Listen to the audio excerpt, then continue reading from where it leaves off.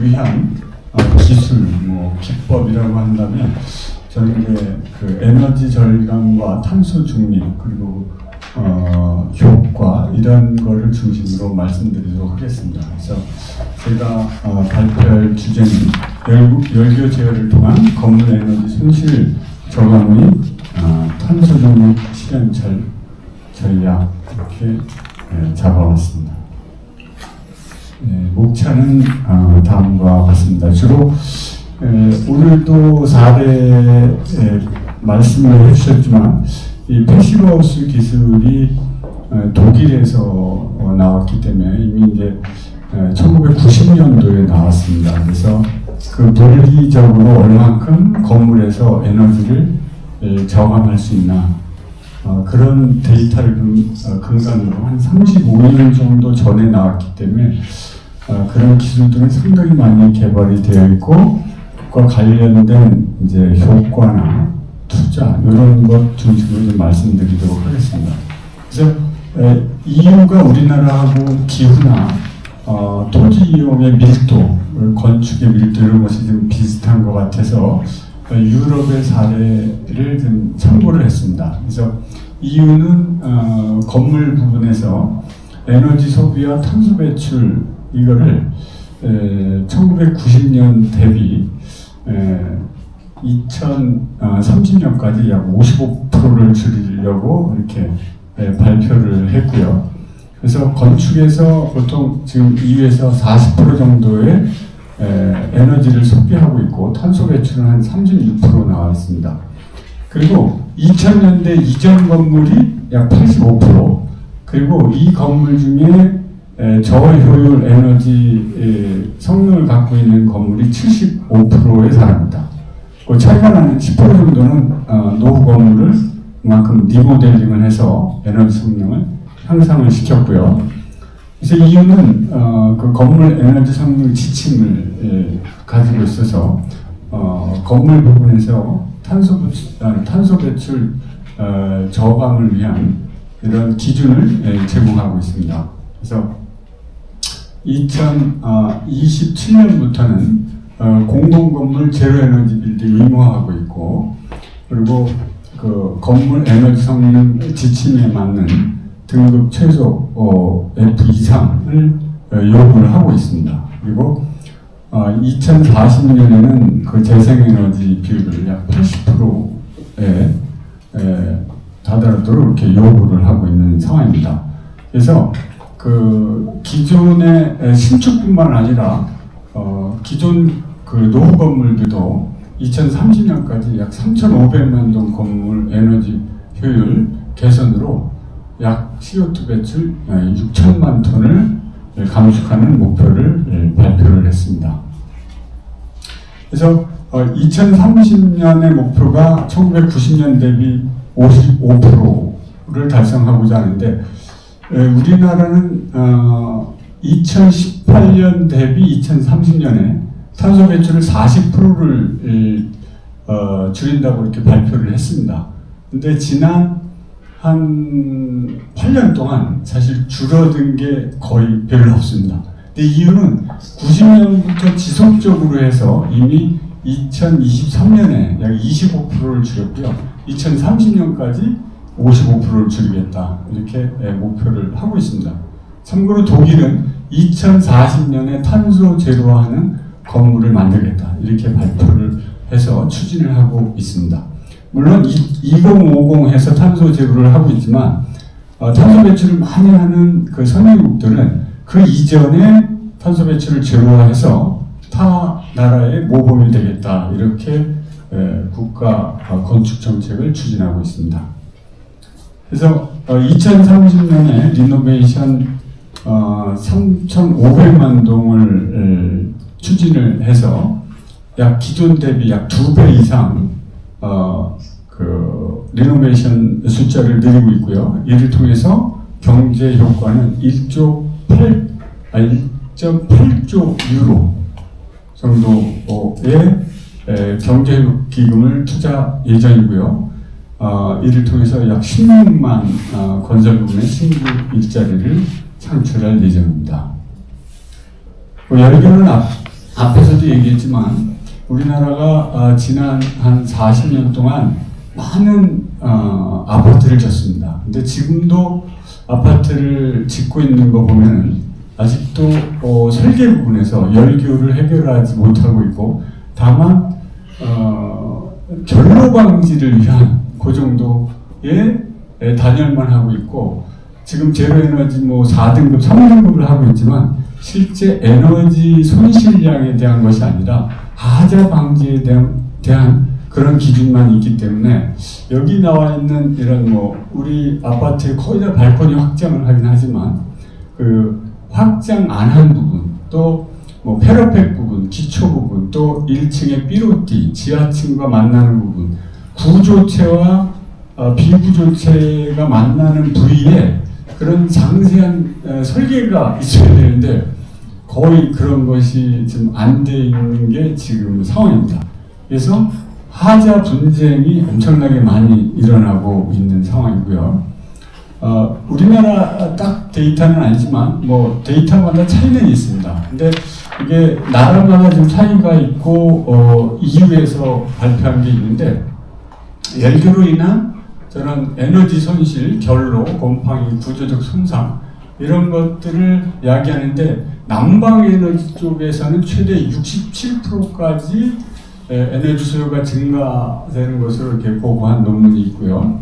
그리고 열교로 인한 표면 온도 저하, 그리고 이로 인한 결로 및 곰팡이, 그리고 구조적 손상, 이게 동시에 그 거주자들의 호흡기 질환 이런 걸로 야기시키기 때문에 단순한 에너지 문제만이 아니라 거주자들의 건강도 같이 포함하면 이 비용이 비단 뭐 15%다 30%가 아니라 건강까지 보려면 그거 뭐 이상 한 20-30%는 더 추가되지 않을까 이렇게 생각을 합니다.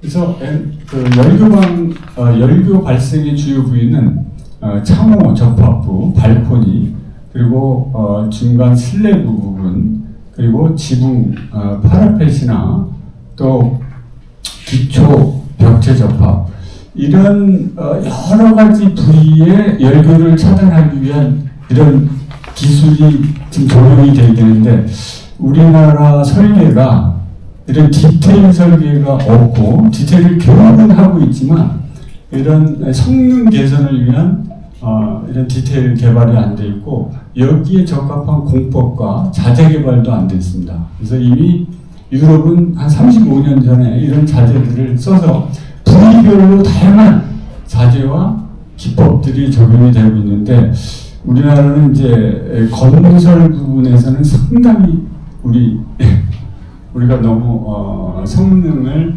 그동안 좀 강구하지 않았나 이런 생각입니다. 아마 지금 아파트들은 결로 방지를 위해서 이런 그림은 별로 없지만, 한 10년, 20년 전에 지은 아파트들 겨울철에 난방을 25, 6도 하고 하면은 거의 다 발코니 부분이라든가 또는 외부 벽체와 슬램과 만나는 부분, 이런 것들은 뭐 흔히 발견하는 그 하자 사례고요. 거의 그 단독주택이나 4층짜리 단독주택들은 이런 하자가 엄청나게 많이 일어나고 있습니다. 이로 인해서 실내 제식자의 호흡기 질환을 상당히 많이 야기시키고 있고, 또 쾌적성 상당히 문제가 되죠. 그리고 온도차에 의한 노인이나 어린이의 이런 뭐라고 할까요? 쾌적성뿐만 아니라 대표적으로 진문경색을 야기시키는 공간 중에 이런 표면 열교나 표면 열 저항 때문에 대표적으로 화장실 같은 부분이나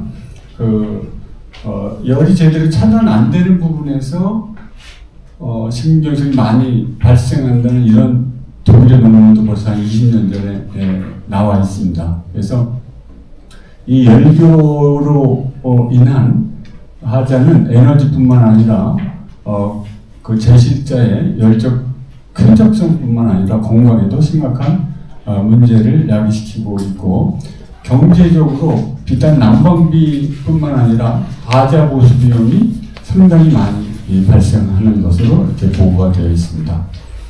그래서 열교로 인한 에너지 손실 보면은 열교 부위는 보통 한 3% 정도 이렇게 이야기를 하고 있고요. 창호에서 60%, 벽체에서 25%, 지붕에서 7%, 바닥이 한 5% 정도 이렇게 발생하는 것으로 나타나고 있습니다.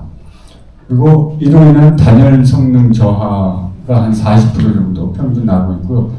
에너지 소비 증가가 약 30% 정도, 난방부하도 한 30% 정도 나고, 간헐 난방 손실이 한 23%, 연속 난방 손실이 한 23% 정도 이 정도 발생하고 있습니다.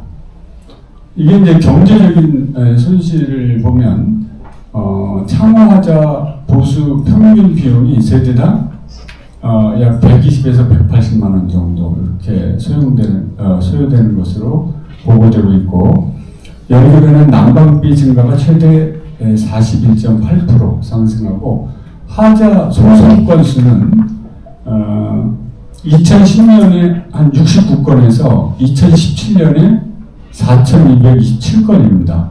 이게 가장 많은 게 아마 이 열교 문제라고 생각이 됩니다. 그래서 열교가 났을 경우에 공동주택 같은 경우 그냥 열교 하자 문제뿐만 아니라 이주를 시키고 보수공사하고 다시 입주를 해야 되기 때문에 그 비용이 처음에 지을 때 열교 하자 해결하는 것보다 약 3배 정도 이렇게 발생하는 것으로 건설사에서 보고한 사례도 있습니다. 그리고 외피 단열 연속 확보 기술의 중요성으로는 특히 현장 체크할 때 외벽 슬래브 접합부의 단열재 연속성, 그리고 창호 주변의 단열 및 기밀, 또 관통부 단열재의 그 절단면, 그리고 외벽 모서리 단열재 겹침, 여기 지금 설치가 되어 있는지, 그리고 기초부 외단열 및 수평 단열 연속성, 이런 부위를 주요 그 설계뿐만 아니라 현장 시 체크할 요소로 이렇게 보이고요. 그리고 그 열 분석 데이터 및 정량 결과로는 여기 이제 카포졸이라고 하는 요 기관에서 발표한 논문들이 좀 많았었습니다. 이게 열교로 인한 난방 에너지가 많게는 67%, 그리고 테라스 하우스에서는 열교 제어 후에 약 25%의 난방 에너지가 절감됐고, 독립주택에서는 열교 제어 후에 약 17.5% 정도 에너지가 절감된 것으로 이렇게 보고가 됐습니다. 그리고 에너지 절감으로 인한 절감 및 탄소 절감 효과는 열교 제어 시 연간 에너지 절감이 총 8.5% 정도 나는 것으로 보고되었고, 난방 에너지 성능 개선은 3.5%, 그리고 테라스 하우스의 유형별 난방 에너지 절감률, 여기는 이제 테라스 하우스가 워낙 열교 부위가 좀 많습니다. 그래서 25%까지 발생하고, 일반 단독주택에 들어가는 준독립주택에서는 약 17.5% 정도 에너지 절감률이 나타나는 것으로 보고되었습니다. 투자 대비 효과는 이런 주택 하나당 그 일반 주택 기준으로 해서 주로 이제 창호나 벽체, 슬래브 부분에 열교를 제어할 경우 약 120만 원에서 한 350만 원 정도 비용이 드는 것으로 보고되었고, 연간 에너지 절감액은 건물 유형으로 차이가 나지만 25%에서 41%, 투자 회수 기간은 3.2에서 4.6년인데, 근데 이게 한 10년 정도 바라본다고 하면은 여기 누적액이 약 900만 원 정도 되는 것으로 이렇게 보고되고 있습니다. 국가적으로는 독일이나 프랑스, 이태리, 기타 도급권 나라들도 지원 제도가 있는데요. 독일이 좀 앞서가는 추세입니다. 독일은 그 KFB라고 하는 저리용자 보조금을 지자체, 건축주, 연방 대개 3분의 1씩 공동 투자를 해서 그래서 몇 년 상환될 거냐. 보통 한 7년 내지 한 10년 내에 상환이 될 수 있으면 그런 제도를 지원을 합니다. 그래서 1990년대부터 기존 건물, 신축은 95년부터 해서 탄소 저감을 위한 이런 에너지 저감 지원 제도를 추진하고 있고요. 기타 프랑스, 이태리, 영국 등도 EU 기준에 맞춰서 이런 지원 제도를 추진하고 있습니다. 그래서 연구는 결론적으로 그 에너지 성능을 현저히 저하시키는 주요 요인이고 단열 성능이 보통 한 40% 정도 저하시키고 에너지 소비 평균 한 30% 증가시키며 곰팡이, 결로 이런 걸로 하자가 발생한다. 그리고 이로 인한 경제적 손실, 또 국민의 건강 문제, 또 하자 보수 비용 이런 걸 고려할 때 애초에 건물을 설계하고 지을 때 이런 그 하자를 막을 수 있는 열교 차단 기술이 적용되어야 된다고 생각합니다. 그래서 오늘 제가 앞 뒷분이 주로 열교 방지에 대한 기술 이런 것들은 아마 여기 계신 분들이 대부분 알 텐데 이런 거를 알면서도 우리가 추진을 안 하면 사실 전문가로서 우리가 지금 그동안 간과하고 살았고 앞으로는 그런 것을 좀 우리가 추진을 해서 국민의 건강과 또 기후변화 대응하는 이런 건축을 실현할 수 있는 그런 그런 계기가 되는 이런 시간이 됐으면 좋겠습니다. 이상 제 발표를 마치고 혹시 질문 있으면 질문해 주시기 바랍니다.